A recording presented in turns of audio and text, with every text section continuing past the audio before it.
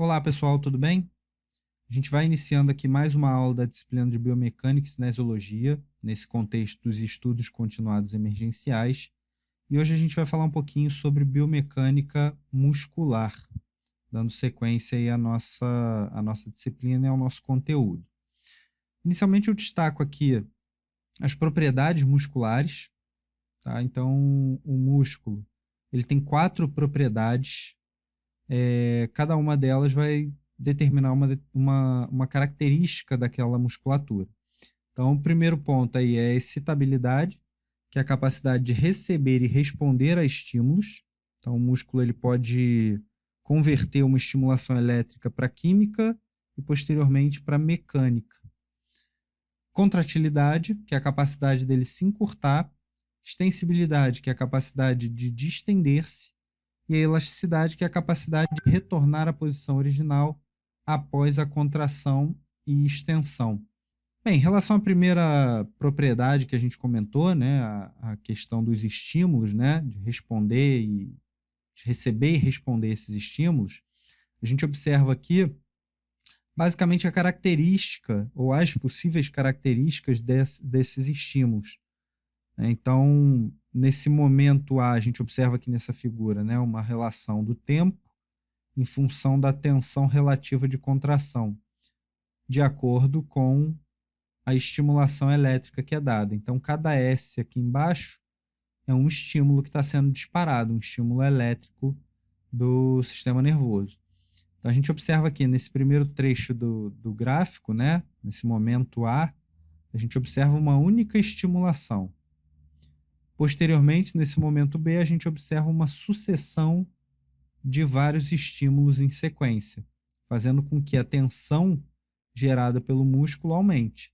Então, a gente observa que o que faz a tensão de um músculo aumentar não é a magnitude desse estímulo elétrico, mas sim a sucessão, né? O quanto de estímulos elétricos que a gente vai ter sendo disparados para essa musculatura.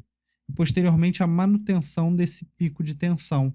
E aí observem que a quantidade de estímulos é bem mais elevada do que nos momentos anteriores. Aqui os estímulos se dão de formas sucessivas, fazendo com que a tensão gerada pelo músculo se mantenha. Bem, e aí para que o músculo responda, né, do ponto de vista daquelas 3 propriedades que a gente comentou, contratilidade, extensibilidade e elasticidade, a gente tem que observar quais são os componentes musculares, o que compõe o músculo efetivamente. Então, nós temos 2 grandes estruturas, né? 2 grandes marcos para a gente considerar, 2 grandes estruturas para a gente observar. Primeiro, estrutura ativa, tá? Mudei aqui a ordem, acabei falando a ativa primeiro, porque é a que promove a contração muscular. E as estruturas passivas, tá? Todas elas têm aquelas propriedades elásticas, né? E aí alguns pontos importantes. As estruturas passivas, elas são compostas por tecido conjuntivo e pelos tendões, ou seja, não são as estruturas que efetivamente fazem a contração muscular, tá? E a estrutura ativa, aí sim, composta pelos sarcômeros, pela fibra muscular. Então, é a estrutura que promove a contração muscular propriamente dita. Tecido conjuntivo, ele é chamado de componente elástico em paralelo, tá? Por que em paralelo? Porque ele é paralelo ao tecido contrátil, né? O componente contrátil. E os tendões são chamados de componente elástico em série, tá? Então, os tendões, o que a gente observa aqui nessa imagem, né? A gente tem um músculo, um bíceps, né? Um bíceps braquial, e a gente observa aqui, mais à direita, né? Mais extremo, a gente observa como se posicionam cada um desses componentes. Então, o componente contrátil, que é o músculo, né? A estrutura ativa. Paralelamente a ele, nós temos o componente elástico em paralelo, que é tecido conjuntivo, que vai fazer o revestimento do componente contrátil. Então, ele se encontra aqui no mesmo nível. E nas extremidades nós temos os tendões, que representam aí o componente elástico em série. tá? Por que eles são representados por mola? Porque a tensão que eles fazem é uma tensão passiva, tá? E não uma tensão ativa como a do componente contrátil. Bem, avançando um pouquinho mais, a gente começa a observar os tipos de contração, que se dividem em três. Nós temos as contrações concêntricas, em que há um encurtamento do segmento, né, do músculo. O músculo vai diminuir o seu comprimento. Nós temos as contrações excêntricas, né? Normalmente ela vai ocorrer quando o indivíduo relaxa, né, e estende um determinado segmento. E que basicamente a gente vai observar uma extensão, um alongamento desse comprimento muscular. E as contrações isométricas, em que o tamanho do músculo é mantido. Né? Por exemplo, quando você vai empurrar uma parede, né? Você não consegue movimentar a parede, e aí, consequentemente, como você está realizando uma força, né, e uma contração muscular, por consequência, essa contração vai ser chamada de isométrica, tá? Bem, alguns pontos importantes em relação à produção de força por parte dos músculos. A gente pode destacar diferenças na arquitetura muscular. Então, basicamente, nós temos músculos de característica peniforme, tá? E músculos de característica fusiforme. Então, quando a gente observa essas imagens, a gente pode detectar aqui um músculo com característica fusiforme, como é o caso, por exemplo, do bíceps. Tá? Por que são fusiformes? Porque o tendão é paralelo às fibras, né? Eles têm o mesmo sentido ali, o mesmo direcionamento, o mesmo sentido. Quando a gente observa aqui um músculo peniforme, ele é similar realmente a uma pena, tá? E aí a forma dele produzir tensão é diferente, porque a fibra ela se encontra angulada em relação ao tendão, que passa aqui mais centralizado, como vocês podem ver. Bem, quando a gente fala desses dois tipos de músculo, a gente precisa considerar as características deles de produção de força. Então, o que a gente observa aqui? Músculos peniformes, eles atingem uma tensão maior, ou seja, eu consigo produzir mais força, tá? Quando eu comparo, por exemplo, com músculos fusiformes. E aí eu observo aqui em função do comprimento muscular, tá? Como os músculos fusiformes acabam tendo um comprimento maior, né, a característica de curva de produção ela é mais alongada. Quando eu olho para os peniformes, como as fibras peniformes, né, acabam tendo uma capacidade de encurtamento menor, né, pelo seu comprimento, eu observo uma curva mais acentuada, né, ou seja, a produção de força é maior, porém ela se dá num distanciamento menor comparado aos músculos fusiformes, tá?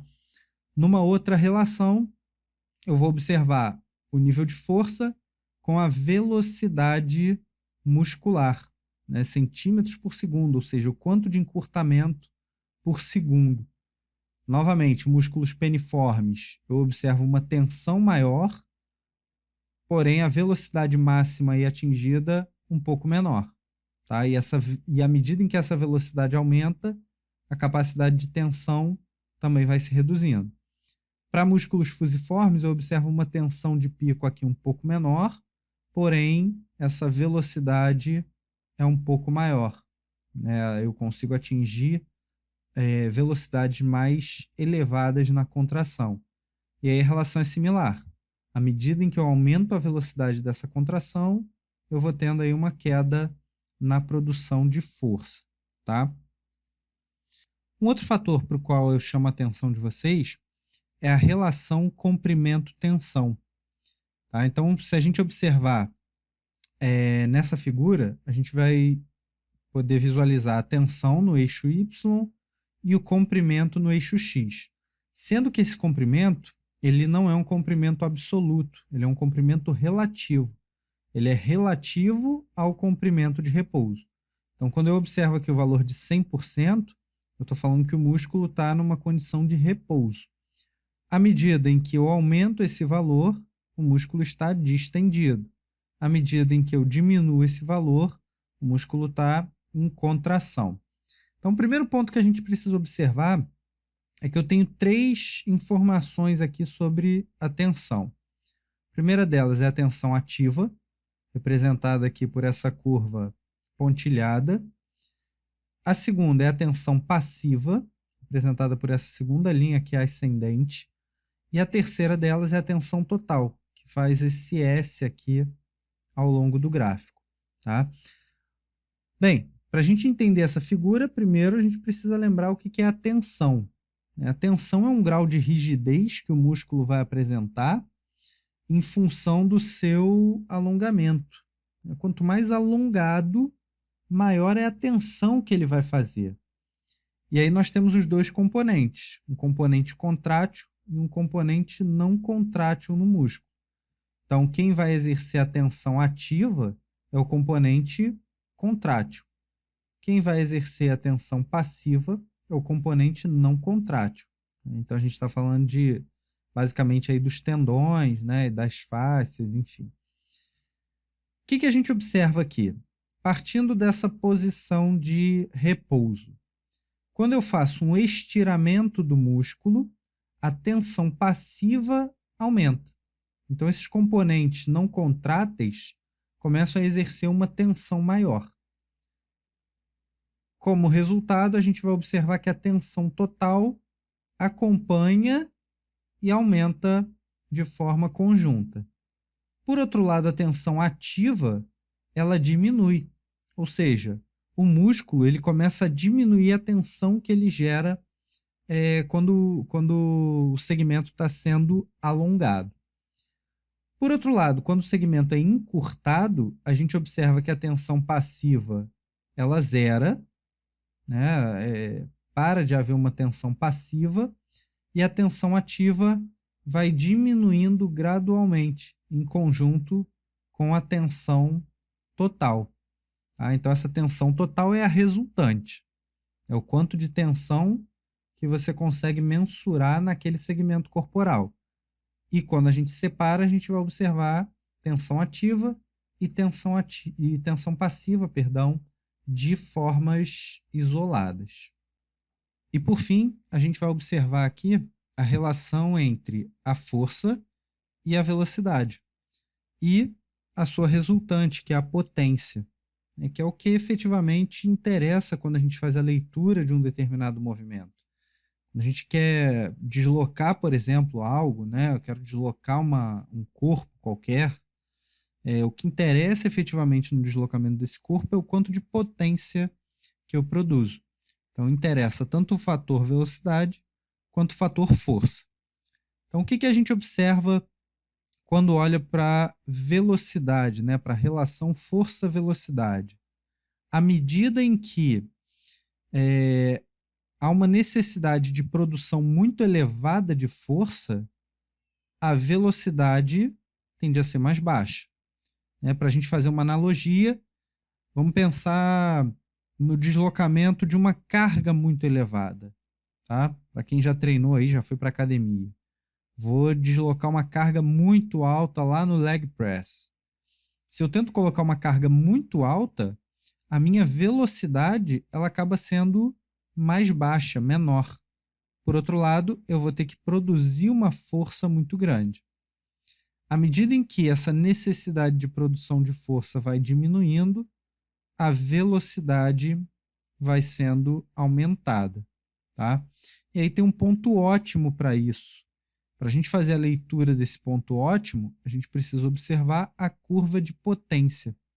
Basicamente por quê?